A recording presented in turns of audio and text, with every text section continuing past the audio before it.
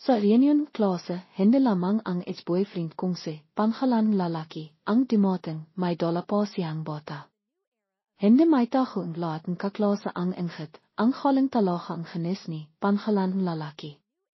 Tingnan mo ang batangan, kamakani, pangalan lalaki, noong bata. Nihimiti lang ang ex-ko. Pagkatapos, bigla siyang tumingin sa akin at sinabi, nakakamali kayong lahat.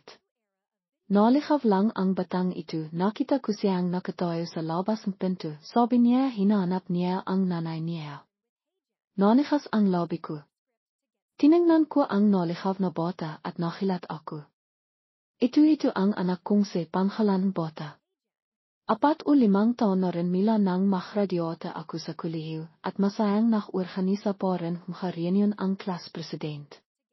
Matapos ihadat ang anak ko sa kaibigan ko, nakayos ako at nakmaniw mila sa bahay papunta sa hotel. Helina akong dumating, halos lahat ay naroon na. Kinabayan akong ilang malapit na kaklase at masaya akong nakipag-isap sa kanila.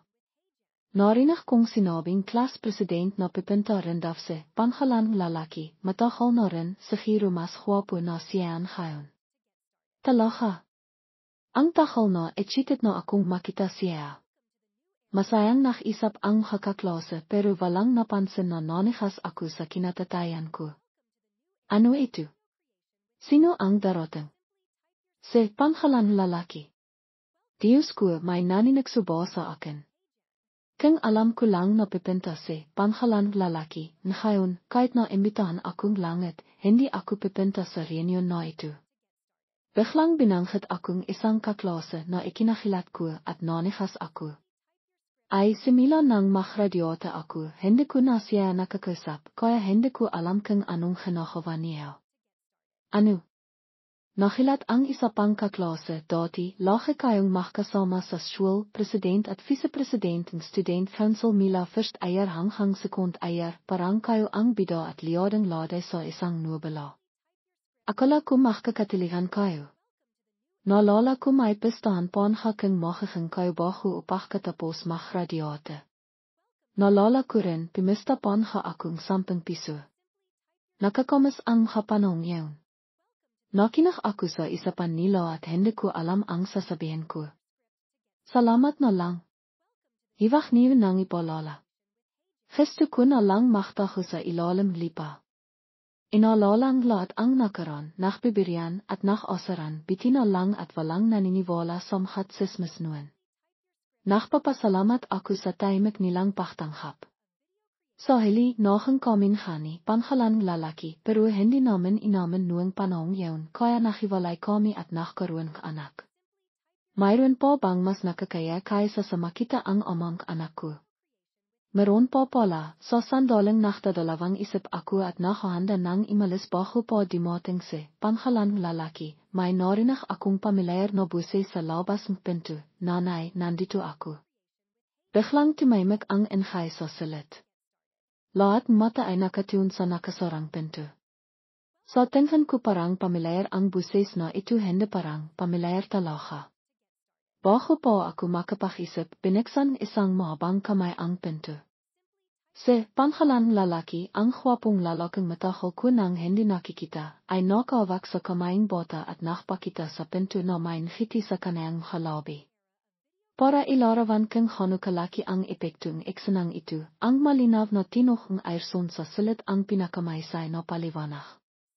Lahat ay nanigas, ang tinuh lang airson ang naririnig. Itinirong isang lalaking nakaupo malapit kay pangalan lalaki, ang bata, nanhanhinig ang kaniyang buses, pangalan lalaki, anak mo ba an? Mahinang sabi rin babaeng nakaupo sa tabi ko, sino ang kimya sa gwapo kong lalaki? Tilinghan niyo ako. Timawa ng pilit ang class president, pangalan lalaki, ang haling genes mo, kamukha mo ang anak mo. Tinignan ako ni pangalan lalaki ng komodo at sa gitna ng nakhilat na matang lahat, hindi siya masyadong nakalala. Nanlamang ang likod ko. Narinig ko siyang timawa ng mahina at sinabi, nakakamali kayo. Naligaw ang batang ito, sabi niya hinahanap niya ang nanay niya sa labas, kaya dinala ko siya rito. Tahimik akong tumalikod nakan wari akong walang alam. Anak ko ang batangan. Sino ang nakdola sa kanay rito milo sa bahay? Hindi ba dapat kasama siya ang kaibigan kun ngayon? Paano siya nakyoni panghalang lalaki?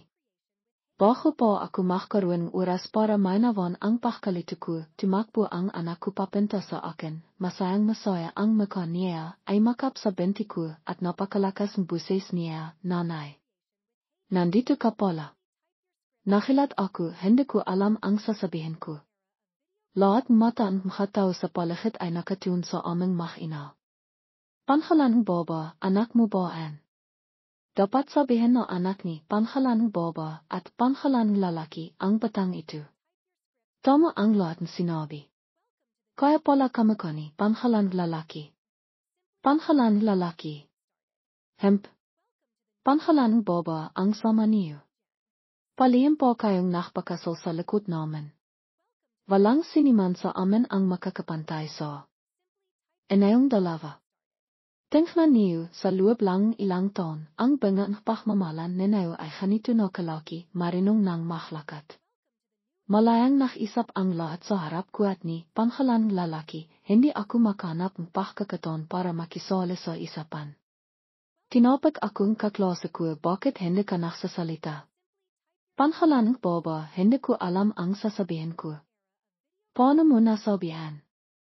Sabihin mo na hindi ang totoo. Iwag kayong magsalita ng walang katotohanan.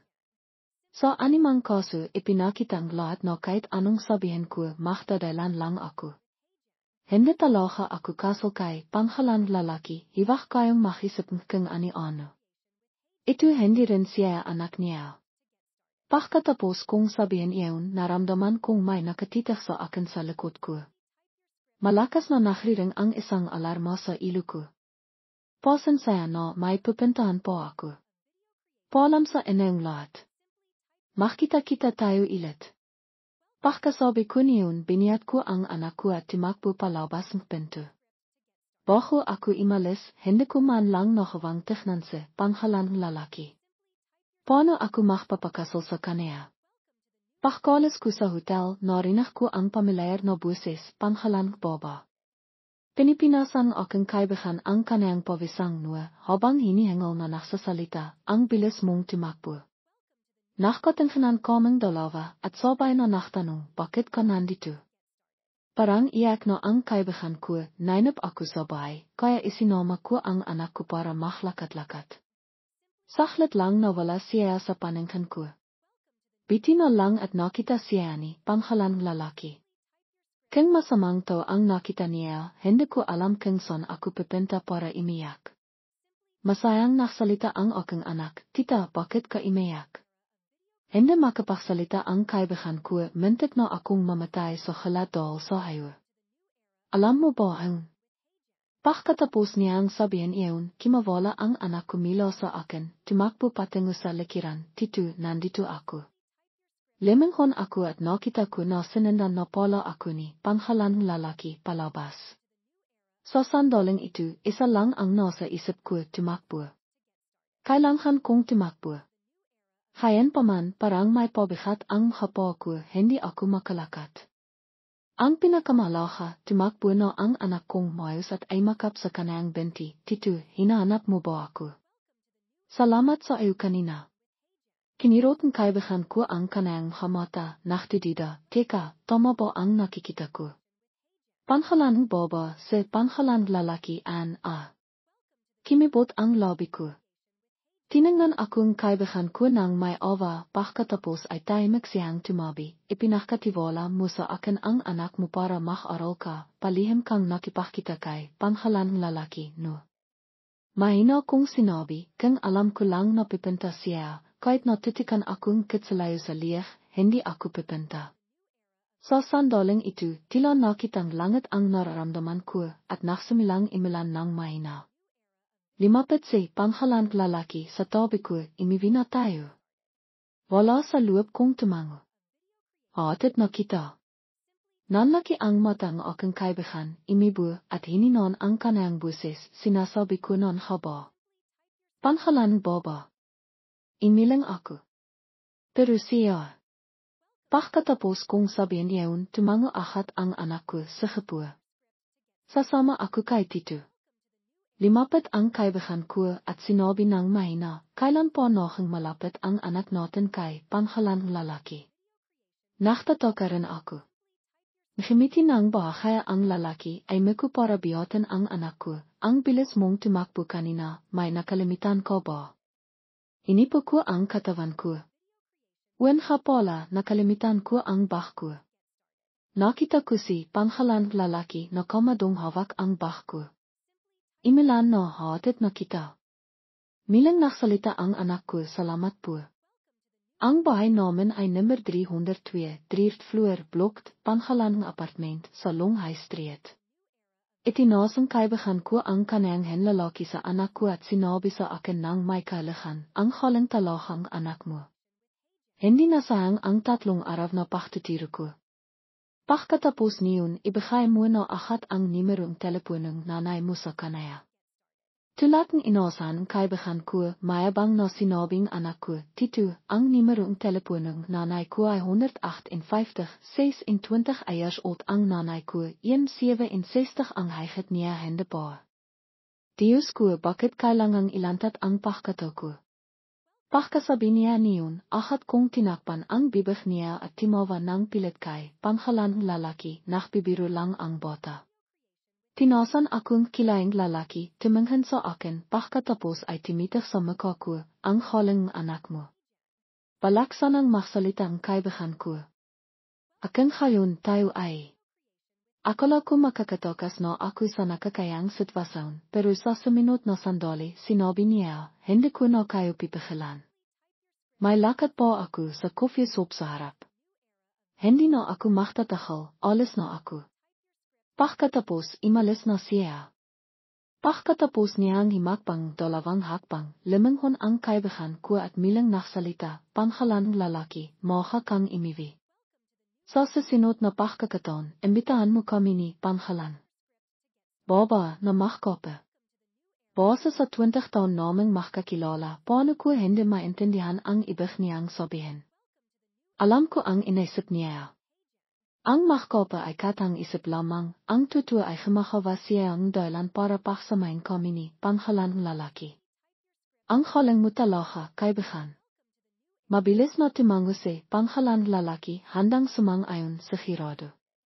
Sa sandaling ito nasiyaan ang kaibigan ko kung ngayon pa lang. Iniwan na akong babaeng ito at ng anak ko. Iniwi na tayo. Mahina at mababang buses ni pangalang lalaki, maingat niyang tinakpan ang anak ko para hindi malanan. Ahat namang nakmamadaling sinabing anak ko, nanay bilisan mo baka mabasa tayo. Sa sandaling ito napaktanto ko na ang habata sa panahon pagsabong wika ay hindi palaging magandang bahay. Sumiko sa tatana, sinindan ko si pangalang lalaki papunta sa kanyang kotse. Sa doon, parang 800 taon nang hindi nagsasalita ang anak ko, Tito, kilala mo ba ang nanay ko? Ang pangalan niya ay pangalang Baba, napakahandang pakinggan, hindi ba? At Tito, ilang taon ka na?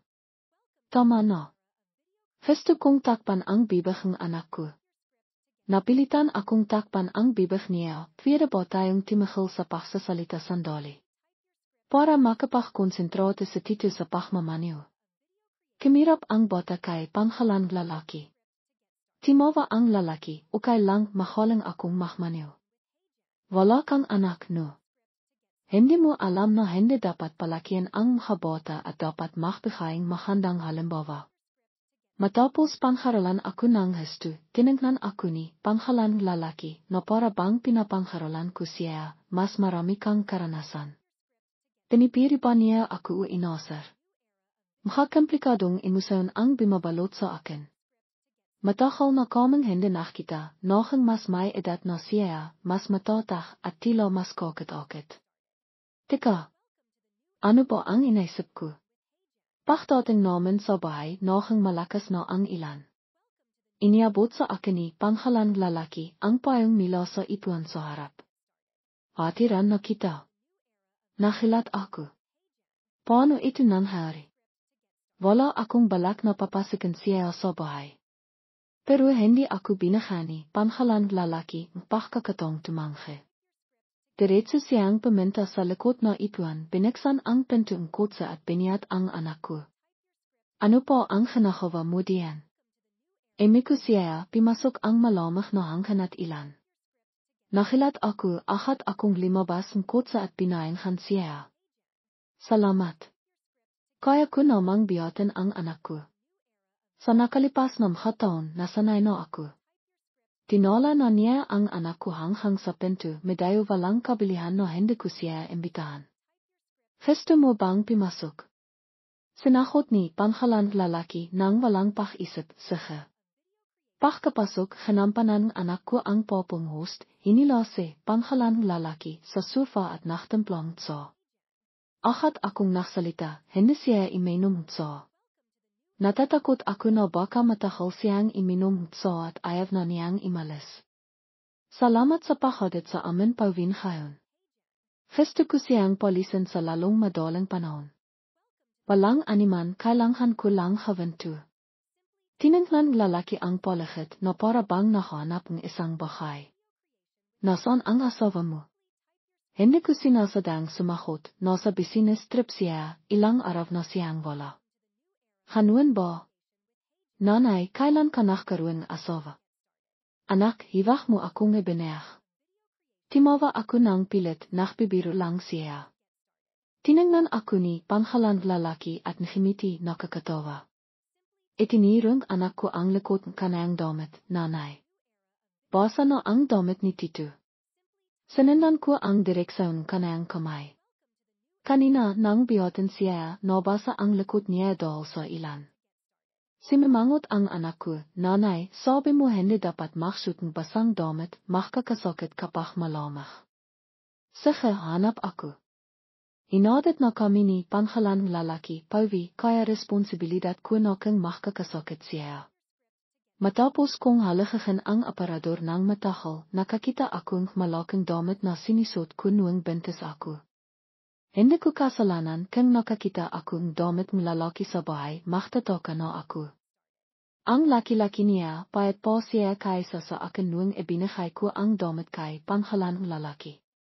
Tinanggap niya ito, nakatitak sa kanang hawak, madalas bang isuot ng asawa mo ang mga ito. Napino akong katahimikan, kinailangan kong magsinungaling, hindi, malinis kasi siya, ayaw niyang isuot ng iba ang mga damit niya. Matapos tignan ang sala, nagsalita si pangalan lalaki, nang may kailangan, malinis ba siya. Sa kanan ha, inamin ko na medayo mahilo ang bahay, pero hindi ba siya ang dahilan kung bakit nagkaroon akong isang batang makilit. Paano magiging malinis kapag may bata sa bahay? At wala akong kakayang kimihang awaya. Magbihis ka na, laban ko ang marimi mong damit, madali lang aun. Tinala ko si pangalan lalaki sa kwartong anak ko at isinara ang pinto. Inisip ko siyang suot ang damit ko noong buntis ako, hindi ko napigilang timawa. Pagkatapos niyang magbihis, nanatili siya sa kwarto sa loob ng 20 minuto bago limabas. Nang limabas siya, hindi siya mapakali. Sinibikan kong pigilan ang pagtawa ko. Nakilat ang anak ko nang makita si pangalan lalaki.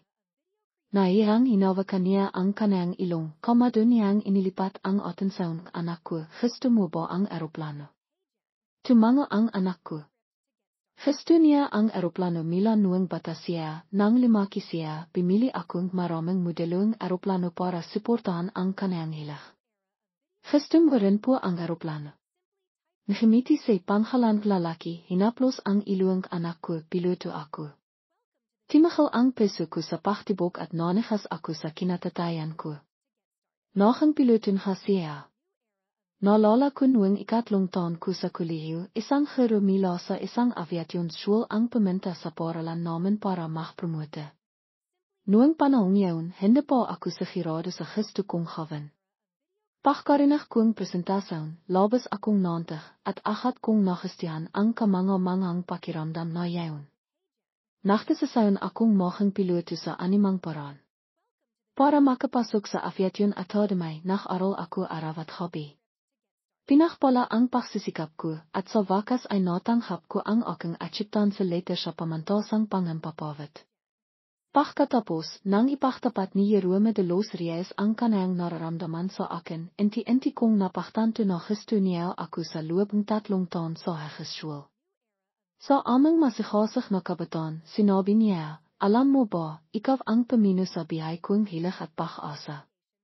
Elisa Santelan, noong bata pa ako, inakala kong ako ang nakligtas sa kanaya, kaya't sinayang ko ang pagmamahal at pagpaparaya na ibinigay niya sa akin. Sa aking alala, ang panahong kasama ko siya ay napakatamis. Sa mga katapisan ng linggo, sama kaming nakpapalipat ni Jerome de los Reyes. Habang ang eroplano ay himahibis sa kalangitan na may makapiting ilap, lumibog ako sa kamanga-mangang pakiramdam na yaon. Marahil kaya't lagi ko siyang inisip sa mga nachtong pagkalayo. Ang malinaw at parang hatas na buses ng aking anak ay imalinghav na sumisira sa ahos ng aking maalala, ang halang mo naman, tiyo. Ngimiti si Jerome de los Reyes at kanilo ang buok ng bata, sa susunod, dadalhin kita sa airport para mamasail, gusto mo ba? Talaga po tanong ng aking anak na may malalaking mata na pinung pananabik. Tumango si Jerome de los Reyes na may seryousong ekspresyon, o naman. Ang sabi ay sabi, magpangkay swear tayo. Opo. Pagkatapos kinan ni Jerome de los Reyes ang kanayang damit, timahal siya sandali at sinabi, salamat. Napakalayo ba namin sa isa't isa? Sa labas, himinto na ang ilan. Nakpalit ng damit si Jerome de los Reyes at imalis. Pinanuot ng aking anak ang kanayang pahira na may nakatibiling mata, nanay. Gusto ko po ang tiyo. Gano katahal bago nagustuhan ng aking anak si Jerome de los Reyes. Ito ba ay dahil sa relasyon hudigo? Pagkalis ni Jerome de los Reyes, timawak ang matalik kong kaibigan. Walang lakas akong naksalita, akala ko may data ka. Iwak mong subikang ilipat ang paksa, pakisapan natin ang tutuang isapan. Ano nasa inayo ni Jerome de los Reyes? Anong ano? Iwak kang makanwarang tanga sa akin. Elisa Santelan, nakita na ilit kayo ni Jerome de los Reyes, ano ang pakiramdam? Walang pakiramdam, masyado nang matahal ang nakalipas. Tama, minsan kaming nakmalan, pero doon lang yun naktapos. Kalokohan. Akala mo ba balak ako? Ang pagiging singling maraming taon ay hindi paghihintay sa kanayang pagbabalik, hindi ba? Ngimiti ako nang mapait at sumagot, ang hindi pagpapakasal ay hindi paghihintay sa kanayang pagbabalik, ayaw ko lang mahanap ng ibang taong magiging ama-ama at sasaktan ang anak ko. Tama na, hiwak mong gamitin ang iyong anak bilang isang dahilan. Elisa Santelan, kung mari kong ibalik ang oras at bimalik sa mga araw noong nag-aral pa ako sa kolehiyo, mari akong tumakbo sa kanaya nang hindi nakisip tungkol sa anumang bagay. Nahinat na ngayon wala na akong kampayan sa tulad ng dati. Noong kolehiyo, si Jerome de los Reyes at ako ay kabilang sa mga pinakamaysay sa aming departamento. Si Jerome de los Reyes ay isang academic genius at kami ay magkatambas. Pagkatapos naming maging opisyal, maraming makaklase ang bimati at nainggit sa amin. Kahit na ang aming dalawang gerong tagapayo ay nagbiro na hintayin nilang iminom ng alak para batin kami sa aming kasal. Kahit ako mismo ay naisip na kami ni Jerome de los Reyes ay kakasal at magkasamang mamimihay hanggang sa huli. Noong malapit na akong magtapos, sumali ako sa isang intensive training kurso para sa isang kampanayang aviasyon na timahong 2 buwan. Natapos ang pagsasanay at si Jerome de los Reyes ay nahirin ng mas maha sa iskidale na may mahisay na mga resulta. Nagtrabaho siya para sa isang daihang kampanaya sa isang inang antas na lungsod. Mula sa araw-araw na magkasama, napunta kami sa magkaiwalay na hindi nakikita at nakaramdam akong matinding pagkabigo. Noong panahon yun, nakaranas akong maraming presira noong limog ako sa recruitment sa industriyang aviasyon. Ang diskriminasyon laban sa mga babaeng piloto ay napakalaki. Si Jerome de los Reyes ay gumamit ng mga salita ipang aliwan ako habang ako ay nakaramdam malit at walang mahawa. Wala akong magawa tungkol sa diskriminasang iyon. Sa ilalim presire madalas akong nakikipahtalo kay Jerome de los Reyes. Ang kanyang karera ay minlat. Gayon pa man sa arawang pagtatanghol kong aking tesis, nakatanghap akong abiso na hindi ako natanghap. Noon din ay tinawagan ko si Jerome de los Reyes imasang Olivenia ako. Hindi ko inasahan, ang sumagot sa telepono ay isang baba na may napakatamis na boses, pasensya na naliligo si Jerome ngayon. Taninghan mo kang mayroon bang girlfriend na hindi maintindihan ang hanuang klaseng panghangisap. Napakaswerte ang kapatid ng aking roommate noong panahon iyon ay nagtatrabaho sa parehong kumpanya ni Jerome de los Reyes. Sinabi niya na gustong chairman kumpanya si Jerome at nilayon niyang ipromote siya. Maraming tinalakay ang kumpanya tungkol sa bahay na ito at lahat ay nagsismisan na kapag si Jerome ay naging manihang chairman, ang kanyang karera ay sisikat. Kaya pagkatapos sa halit ko nakipahiwalay ako kay Jerome de los Reyes. Imiyak akong hesto at niyaw ko ang aking roommate na iminom. Sa kalasangan ko nakita ko siya. Alam na nagtatampo ako, iniwan niya ang lahat ng kanyang trabaho sa pagbuking vlucht para bumalik. Himingi siyang tawad at walang nangyari sa pagitan niya at ng baba. Elisa Santelan, hindi ito katulad ng inaisip mo. Timawa ako nang malamang sa kanya kung ngayon paano ito. Hindi tayo pareho, Jerome. Niyakap akong lalaki na sasaktan, hindi. Iwag. Hindi ko matandaan kung ano ang nangyari ng habang iyon. Ang tanging naalala ko ay si Jerome de los Reyes na walang taros na limapit at hinalikan ako ng may pagmamahal. Ang aking pagkawirin ay nawala. Kinabukasan nang magising ako sa hotel, mahimbing parang natutulog si Jerome de los Reyes.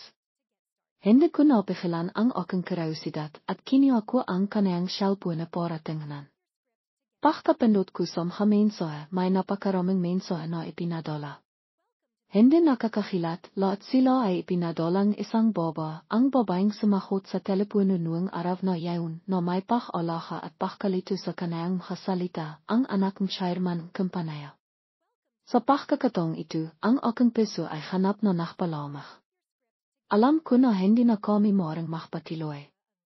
Imalis ako ng walang palam, binira ko ang lahat ng impormasyon sa pakikipag-ugnayan ng aking kaklase at nagtaho ako ng makisa sa loob sa loob ng isang buwan. Pagkatapos, ito rin ang araw na natiklasan kong buntis ako na may maasim na lasa sa sulok ng aking bibig. Itinaas ko ang aking kamay ipanghawakan ang aking muka at ang haliha ay bumiwas mila ng hapon. Ang hanuang kasakit na pakiramdam ay wala na simula nang ipanghanak ko ang aking anak. Hindi ko inasahan na sa pagkakataong ito sa klase bumalik si Jerome de los Reyes. Niyakap ko ang aking tuwod at sinibikang bimaliktot ang aking sarili sa isang maliit na bola. Ang aking anak na naklalarong makapizla sa tabi ko ay tila nakaramdam pakpaksak ng kanyang ina, limapit siya at niyakap ako at sinabi sa isang malambing na boses, "Nanay, anong problema? Imayak ka ba? Sumasakit ba ang ilo mo?" Okay lang ako, imiling ako. Bahang naktida ang aking anak, kung ngayon bakit ka imayak? Pininasan ko ang aking haliha at nahimiti ipang alivan siya, ito ay haliha ang kaligayahan. Masaya ako dahil limaki ka na at nakakaintindi kaya bumibiwas ang haliha ko. Tila naintindihan ng aking anak at walang kasanayang pininasan niya ang aking haliha gamit ang kanyang matabang kamay, nahinat ayaw kong imiyak ko. Gusto kong masaya ka araw-araw. Sige. Hanggat nakikita-kita araw-araw masaya ako. Sa kaliwan ng aking anak, inti-inti akong nakatilog. Kinabukasan nang magising ako halina ang araw. Pagkatapos kong bisan ang aking anak, napagtanto ko na halina para maglitong almusal. Okay lang bang kimain tayong supon ngayon? Tumanga ang bata, upo. Gusto kong kimain supo. Inalikan ko ang muka ng aking anak ng ilang beses. Isang hang nakakapagpahaling na peso. Sa aking pagkalala, tila hindi kailanman humawang halo ang aking anak ng walang dahilan. Pagkabikas kong pinto, nanikas ang buong katawan ko. Mas mabilis na tumagon ang aking anak, binuksan niya ang kanyang kamay at simakhaw ng may kahalakan, Tio. Tio Jerome. Jerome de los Reyes. Bakit ka nandito sa oras na ito? May problema ba? Tanong ko. Lumiot si Jerome de los Reyes at niyakap ang aking anak, hindi ba ako maaaring pumunta para bisitahin kayong mag-ina kung walang dahilan? Pasensya na, natatakot akong hindi kita matutulungan ngayon. Kailangan kong ihatid ang aking anak sa paaralan at pagkatapos ay pumunta sa trabaho. Utatawagan ko ang iba kong kaklase para sa iyo. Timanhan ng diretso sa aking mata ang lalaki. Nandito ako para ihatid kayong dalawa. Saan pupunta bakit? Ininat ng aking anak ang kanyang liig ipang tingnan ang bah na popol at pimalakpak ng may kahalakan, ang bango. Ang halang-halang naman ni Tio Jerome. Ako at si nanay ang nakpatilong sa kanaya na bimili, tama ba? Napayaya ako at nataranta. Ngimiti si Jerome de los Reyes at tinanong ako, kimain ka na ba? Kimain na ako, hindi pa ako kimakan. Mahalang na naksalita ang aking anak para sa akin. Timanghan sa akin si Jerome de los Reyes ng may kalahan. Bagamat hindi pa siya nakpalaking anak, tila hindi mahanda ang pagsasinanghaling sa harap ng bata. Nakaupo sa malinis at maayos na kotse, kimiya akong isang siupaw at kimain ng walang lasa. Mayroon ding isang tinghan na madalas na bimibisita sa akin. Sa wakas ay hindi napigilan ni Jerome de los Reyes at naksalita, wala ka bang hana? O hindi masarap ang siupaw. Imilang ako, hindi ito dahil sa taong nasa harap ko. Pagkaroon isang segundo miliniyang sinabi, hindi dahil sa akin, diba? Nabasa niya ba ang inaisip ko? Ngimiti ako ng pilit at sumagot, hindi. Kahabi ay kiman akong sobra, medayo besok pa akong ngayon.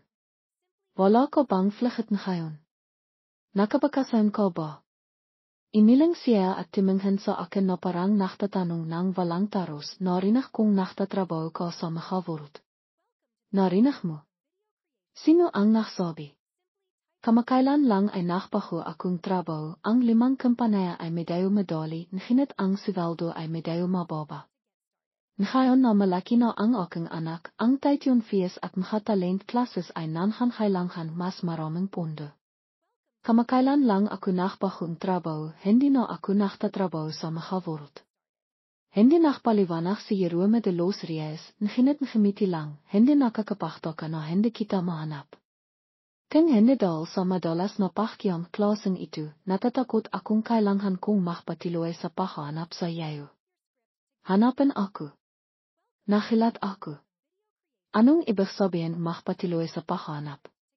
Pagkatapos mong makipaghiwalay sa akin, hindi ba dapat kang magpakasal sa anak ng chairman? Mali kang ikakasal ka, hindi ka na magiging piloto. Gusto kong itanong sa kanya ang habakay na yaon, ngunit ng pakisipan ko ito, hindi na malaha. Sa animang kaso, maraming taon na kaming nahiwalay, hindi na kinakailangan na magtanong tungkol sa nakaraan. Pagkatapos ang pakikipaklaban ng paulit-ulit, nakpatiloy akong tumahimik. Sa doon, hindi ko binika ang aking bibig at palagi akong nakaalala dahil natatakot akong may sasabihin siya. Sa kabitihang palat, tahimik siya sa buong doon at inihatid niya ako sa harap ng aking kampanaya at pagkatapos ay imalis na may kalayan. Ngayong imaha, ako ay nakakalian at wala akong nakawa ng tama. Hindi ko mapigilan ang aking sarili kaya tinanong ko ang aking matalik na kaibigan, sabihin mo sa akin, nababaliw ba si Jerome de los Reyes? Ano? Hindi mo pa nakikita? Hindi siya nababaliw, sa tingin ko gusto niyang bumalik sa iyo. Ano ba? Iwag kang magbiro, hindi nakakatawa ito. Nagang seryoso ang aking matalik na kaibigan, sino ang gustong magbiro? Ito ay may kaugnayan sa iyong habang biyahe na kaligayahan.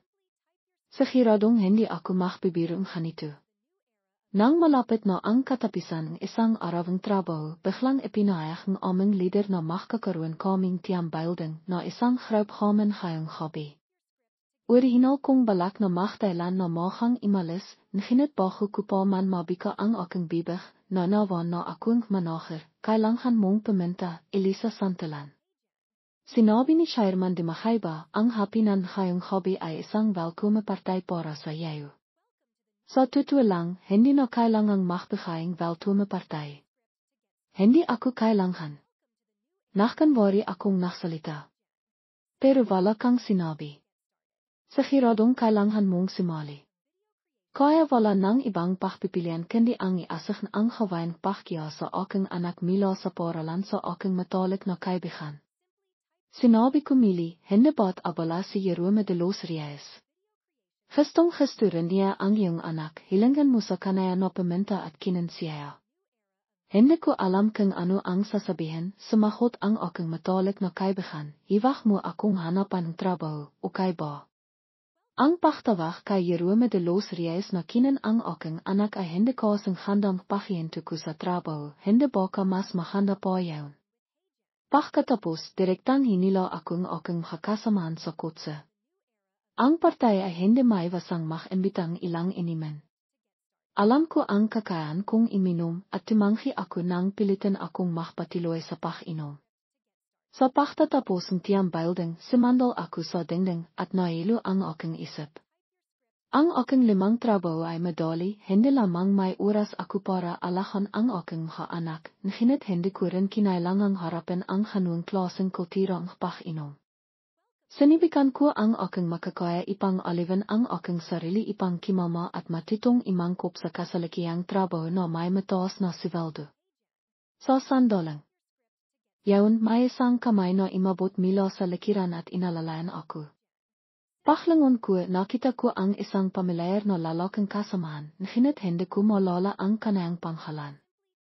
Ang makang lalaki na nasa afrahe na antas ay pila, at medyo nautal siya kapag nagsasalita, Elisa. Elisa Santillan tilinghan na kita.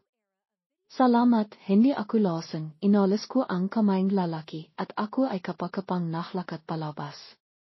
May malabong imahe sa harap ng aking mga mata.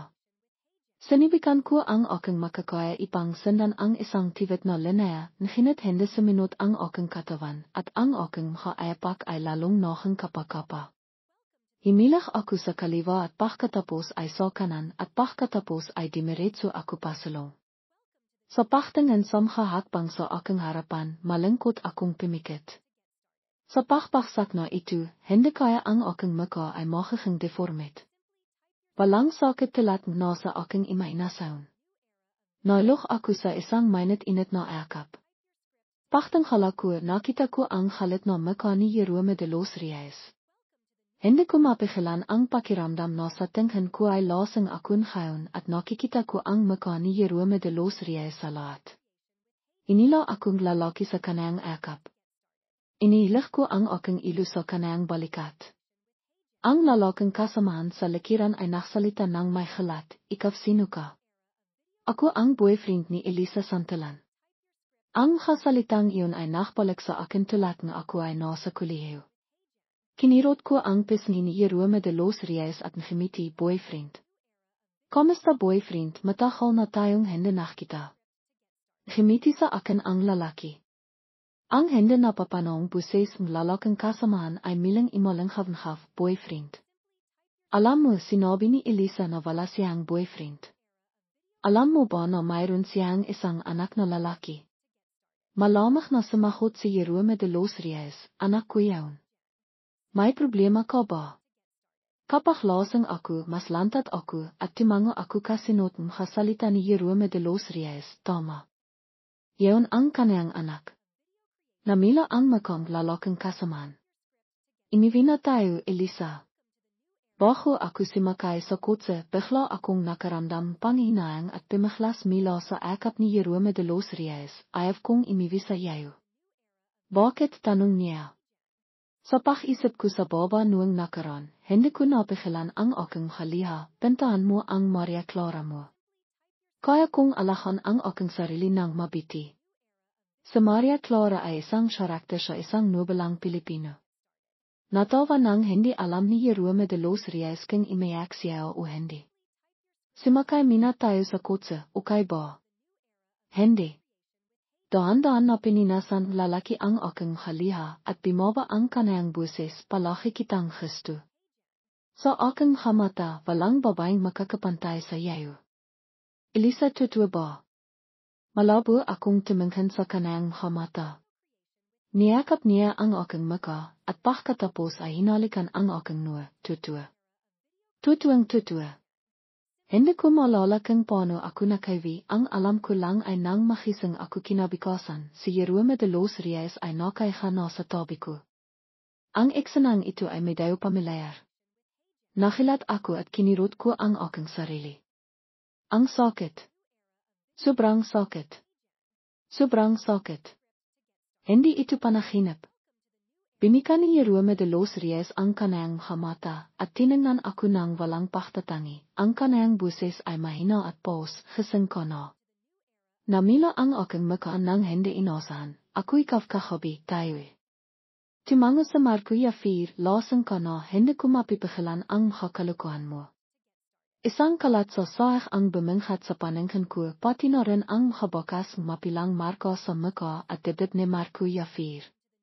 Gusto kong maktago sa isang bitas dito mismo.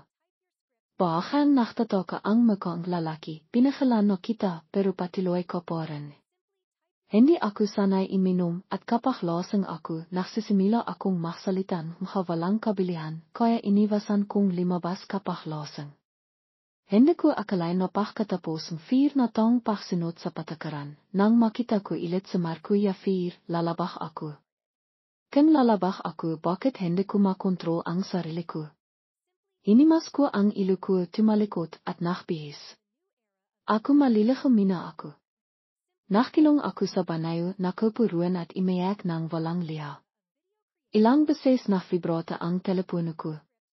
Pinindot ko ito, nakpadala sa akin ang matalik kong kaibahan isang emoticon, sabihin mo sa akin ang totoo, may nangyari ba sa inayo ni Markuya 4 kahabi?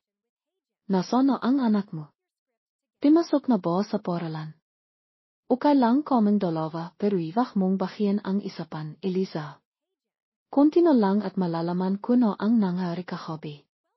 Halos tumalon ang buong katawan ko, ano? Ikaw mina ang makwento, tapos ako naman ang maklalarawan.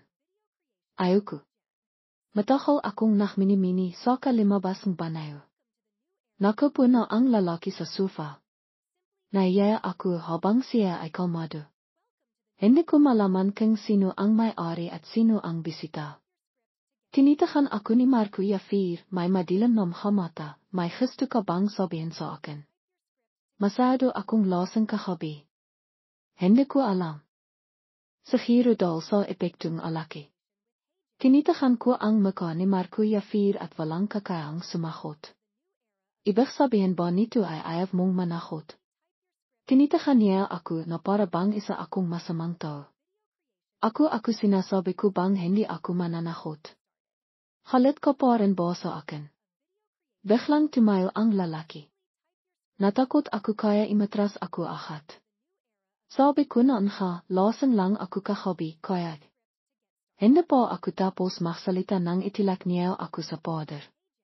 Ang mata ni Markuya 4 ay pinong komplikadong damdamin. Bemintong hininga siya, ang anak mo anak ko, diba? Halat na halat ako. Ang hapira-pirasong alalang paklalasang kukahabi ay sumahi sa isip ko. Limalabas na sa harap ng hakatrabaho ko, inamin ko na anak ko sa Markuya 4. Serayosong naksalita ang lalaki pinong panghinaan, Suray Eliza. Sa totoo lang, may nangyari sa pamilya ko noon, gusto ko lang kimitang para tilinghan ang pamilya ko na malitas ang problema. Hindi kita masyadong napansin. Kung alam ko lang na makakalayo tayo ng ganito katagal, sumisimpa ako na. Nakpapaliwanag po ang lalaki sa nangyari noong panahong yun. Hindi ko pa nakikita ang ganitong kalalim na kawalan pag-asa sa mukha ni Markuya 4. Sa paningin ko palagi siyang nakniningning na parang walang animang hirap na dapat pansinin. Ngayon ko lang napaktanto na sa buong taon na makasama kami palagi akong nakireklamo tungkol sa kanaya tungkol sa mga bahay na hindi ako masaya sa bihay at sa pag-aaral pero hindi niya sinabi sa akin ang tungkol sa sarili niyang mga paghihirap. Sa huli, hindi ako nakakamali sa pakikipakiwalay sa kanaya pero kung noong mas mapakmalasakit sana ako sa kanaya sa simula pa lang, ano kaya ang nangyari? Bakit hindi mo sinabi sa akin? Ngimiti sa Markuya 4, noon, akala ko isa akong lalaki, paano ako magbibigkas ng aking damdamin sa babaeng gusto ko? Gusto ko lang ibigay sa kanaya ang pinakamagandang bahay. Siguro talagang hindi lang ako sapat. Habang nagsasalita siya, himihina ang boses niya, nanghanghina ang puso ko, at nagsisimilang manghalay ang ilong ko. Noon, lahat kami ay nakatayo sa harap ng sanghandon. Ang bawat isa ay may sariling makapagpipilian at sariling makapaghirap. Ang bawat isa ay abala sa pag-alaga sa sarili, kaya paano kami maklalang oras at pagsisikap para sa tungmal namin. Liza. Mainang tinawag niya ang panghalan ko. Ipinikit ko ang mata ko, sinisibikang pigilan ang liha. Pagod ako, gusto kong magpahinga. Sige, alles na ako. Tahimik silang naglakad, walang ingay. Para bang dinala rin niya ang puso ko. Gusto kong magpahinga ay kasinungalingan lamang. Gusto kong matahimik na pakisipan ang relasyon ko sa kanaya. Pagkatapos, nagliyafa akong isang araw. Sa gabi, sinindi ko ang anak ko at doon ko lang naramdaman na nabihay ako ilit, naririnig ko ang kanayang masayang pananalita.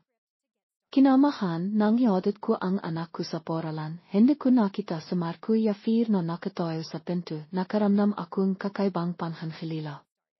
Pagkatapos, sa loob ng 3 araw, hindi nakapakita sa Markuya 4. Tinawagan akong kaibigan ko para tanungin ang sitwasyon. Sinabi ko sa kanaya, walang nangyayari, hindi ko man lang siya nakikita. Ano ba yan? Patay na ba sa Markuya 4? Timawa ang kaibigan ko nang walang awa. Aminin mo na kasi. Halata naman na nakalala ka sa kanaya, nakpapanghap ka pa. Ang haling mo, nakabangwit ka na, sinayang mo pa, wala na siyang natira, at hindi ka pa rin niya pinapanahot, ano pang problema mo? Kung alles sa Markuya 4 nang walang sinasabi talat ng ginawa mo noon, mapapatawad mo ba siya? Hindi siyempre. Yan ang sinabi ko sa kaibigan ko, pero sinabi ko rin sa sarili ko, siguro bibigyan ko sa Markuya 4 ng isa pang pagkakataon. Ngunit ang paghiwalay namin ng 2 beses ay nakpapaiwatig ba na wala talagang kapalaran sa pagitan namin. Sa panahong wala sa Markuya 4, hindi ba masaya kaming anak ko? Habang mas nakisip ako, mas nakakalit ako, gusto kong tawagan siya at pakalitan. Pagpikas ko ang telepono ko, napaktanto ko ang isang bahay, wala kaming numero ang telepono ng bawat isa, at hindi pa kami magkaibigan sa WhatsApp. Napatawa ako sa inis. Tignan mo, may pakialam ba siya sa akin? Ginawa kong inspirasyon ang halit ko kay Markuya 4 at naklan akong lahat ng oras ko sa trabaho. Kung hindi ko lang ipinangha ko sa anak ko na isasama ko siya sa paglalaro sa weekend, sana ay timira ako sa kumpanaya at nag-ofertime sa buong weekend. Madaling araw ng Sabado, habang mahimbing pa akong natutulog, narinig ko ang tinog ng doorbell na parang gustong pimatay, tuloy-tuloy ang pagtinog. Halit akong tumayo at binuksan ang pinto. Ang lalaking matagal nang nawala sa Markuya 4 ay nakatayo sa harap ko, nakasuot ng uniforme ng piloto, nakatayo ng tiwit, matalam ang halinaya ng maka, banayad ang ngiti. Tinitahan niya akong malalim, suray nakaroon k emerhensay sa kumpanaya noong nakarang araw, hindi na ako nakapagpalam sa yayo. Halit ka ba? Sa tingin mo ba hanayan ako kasikip? Gusto mo bang halit ako? Pero malinaw naman na kasalanan mo. Dapat sinabi mo mina ang lahat bago ka imalis, hindi naman sa hindi ka makapagsalita. Sa sandaling itu, limabas ang anak ko mula sa kwarto, kinikisot ang mga mata, at inantok pa, nanay, parang narinig ko ang boses ni Tito Marco. Tito Marco. Nandito ka na. Ang gwapo mo. Nang makitang anak ko sa Marco Yafir na nakatayo mila sa malayo, tumakbo siya agad at binika ang kanyang braso. Ang achievement niya ay halata. Pinilipot niya ang braso sa liig ni Marco Yafir tumingala at tumingin pababa, tumingin sa kaliwa at tumingin sa kanan na parang isang masisang bata. Tito ang gwapo mo sa suot mong iniporme. Lilipat ko po ang eroplanon ngayon. Makang nag-alala sa Marco Yafir, gusto mo bang dalan kita para makita ang eroplanon ngayon? Gusto ko po. Nanay, sasakay tayo sa malaking eroplanon ngayon. Hindi ako sasama. Nahiya akong tumanggi. Ina, kung sasama ako baka gusto ko ilit maging piloto. Pangalawa, tinipat na ni Marco Yafir ang pangarap ko noon, kaya medyo kakaiba ang pakiramdam ko, kahit na palagi kong nararamdaman na may kulang, pero ayos lang, hayaan na. Inawakan akong lalaki sa kamay, hindi ako pinayahang tumanggi, kailangan mong sumama. Sa hili, hindi ko kayang talinin ang dalawang mag-ama. Sinundan ko sa Marco Yafir sa kampanayan niya. Pagkatapos makilala ang kanyang kasamaan, limapit ang lahat para makipag-isap, kailan po nagkaroon anak na lalaki si Kapitan Marco at hindi niya sinabi sa amin. Sobrang komportableng tuno ni Marco Yafir sa susunod na pagkakataon, imbitahan ko kayong lahat na iminom para ipagdiwang. Ipagdiwang? Anong ipagdiwang? Tinitahan akong kakasama niya nang may pagtataka. Kabilang sa kanila ang isang lalaking kasamaan sa edad ni Marco Yafir, tumawa siya, sa wakas, nahanap mo na ang tinay mong pag-ibig. Maganda, hindi mo alam, sikat na sikat sa Marco Yafir sa lahat ng kapilotong airline. Kaya akong naktataka at naktanong, bakit naman? Tumawa nang malakas ang lalaking kasamaan, sino ba ang hindi nakakalam na nakpalit siya ang karir para sundan ang tinay niyang pag-ibig? Nakilat ako at napatingin kay Marco Yafir. Nakangitiran siya sa akin. Dahil ba sa akin kaya siya nakpalit ng karir? Alam ko na kahit na pimasok siya sa Universidad ng Aviasyon, nag-aral siya ng 2 degree, ang ambisyon niya ay sa larangang pananalapi. Ngayon ay isa na siyang piloto. Malamang ay doon ka sa akin. Hindi alam ng iba, pero paano ko hindi malalaman kung ano kahirap maging isang piloto. Sa buong araw na iyon, tinipat ni Marco Yafir at ng anak ko ang pangharap na mahawakan ang eroplano. Sinabi rin ni Marco Yafir sa anak ko na ang nanay niya ay dating piloto, isang mahaling na piloto. Limaki ang hamatang anak ko, halata na nakilat siya. Simimangot sa Marco Yafir, hindi mo ba sinabi sa kanaya ang tungkol dito? Tumanga ako. Suray, lahat ng ito ay dahil sa akin. Inalikan ako bigla ni Marco Yafir sa pisngi, makbalikan kaya tayo, Eliza. Bigyan mo akong pagkakataong makabawi sa iyo at sa anak natin. Kaya akong nag-alanghan.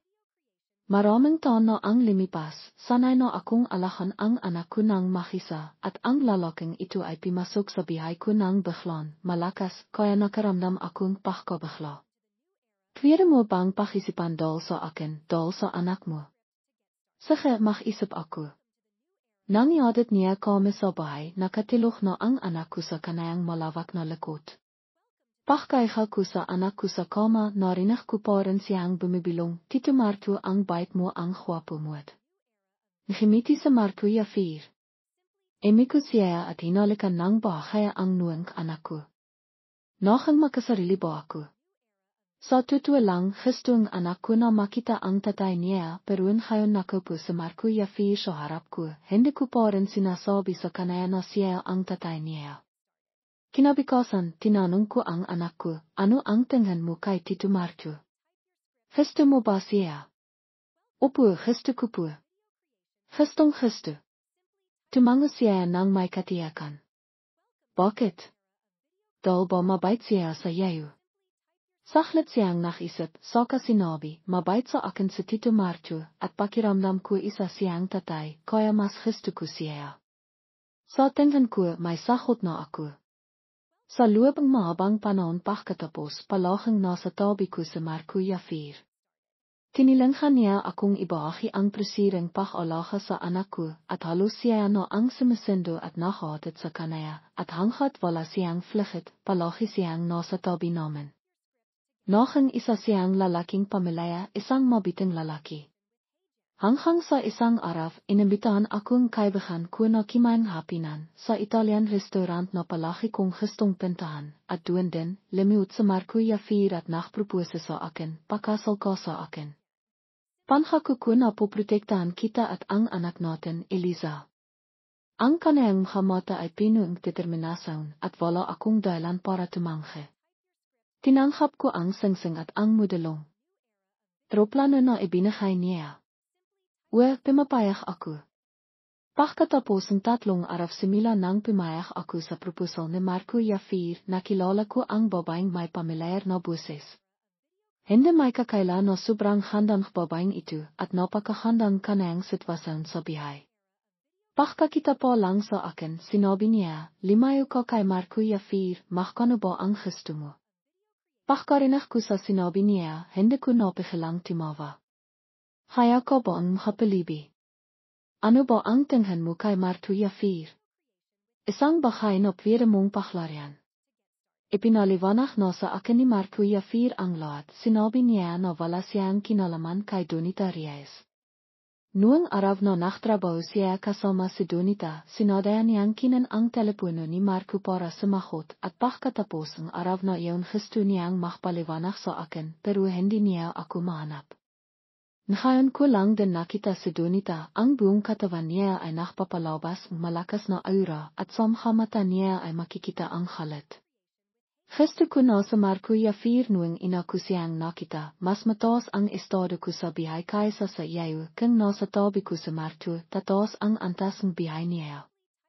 Ikaw, ano ba ang mayroon ka? Nakikipit balikat ako, ngumiti at sumagot, pasensya na hindi ako pinalat na ipanghanak na may gintong kitsara tulad mo, pero mas pinalat ako sa isang bahay, gusto ako ni Marco Yafir at palagi niya akong gusto. Kung gusto niya talagang imasa sa iyo para imakayat sa mataas, bakit niya kailangang magpalit ng trabaho? Bakit niya ako hinanap ng walang pakingat? Napakaraming taon na ang limipas, at hindi ka pa rin niya nakikiha, ibig sabihin noon ay wala ka sa piso ni Marco, Donita. Halit na halit si Donita, namitla ang kanayang maka, may anak ka sa labas, bakit hindi mo hayan si Marco Yafir? Donita, kung nakabala kang mag-research, pwede mo bang pag-aralan ng mabiti? Hindi naman sa ayaw kitang hayan kay Marco Yafir. Makang wala kang alam eh. Pagkarinig niya nito, natigilan ang baba sa mahabang panahon, kung ganon ang bata ay anak ni Marco. Tama. Pagkatapos, narinig ko na hindi pa rin sumisiku si Donita, halit na halit siya kaya personal siyang nakipag-isap kay Marco Yafir, sinabi pa niya na ang kumpanayang Airlina ay may investment mula sa tatay niya. Pinakpanta ni Donita ang pag-asenso ni Marco Yafir sa hinarap. Siyempre hindi pimayag ang lalaki ko paano siya basta-basta magpapatalo. Hinalikan ako ni Marco Yafir, ang kanayang maka ay pinuong kaligayahan, hindi madaling magsanayang piloto ang kumpanaya, kaya hindi pwedeng basta-basta na lang magpalit. Lalo na ang isang maysay na piloto tulad ko, lalong hindi pwedeng magpalit. May mabait akong asawa, kaya paano pa ako makakanap ng iba? Napromote sa Marco Yafir dahil sa kanayang maysay na kakayaan sa trabaho. Pagkatapos ng kalahating taon, ikinasal kami. Inimbitahan namin ang lahat ng mga dating kaklase namin. Napakaharang eksena sa kasal at ang anak ko mismo ang nagbigayng singsing. Nang magsalita sa Marco, nantig siya at napayak. Alam ko na matagal na niyang hinihintay ang sandaling ito. Ako rin mismo ay matagal na rin itong hinihintay. Sinabi ni Marco Yafir sa akin, pangako ko na mamahalin kita, alahan kita sa buong bihay ko. Hindi samang-ayon ang anak ko, tumayo siya sa hilit at nagsalita, tay, paano naman ako? Magkaiba kami ni nanay, dapat mahalin mo mina kami ni nanay. Binihat ng lalaki ang anak ko, at pagkatapos ay niyakap kaming dalawa, salamat, asawa ko. Maraming salamat at kailangan mo pa rin ako. Okay na basta alahan mo ako. Tenilipot ko ang habraso ko sa baywang ni Marco Yafir at hinalikan ang mukha niya.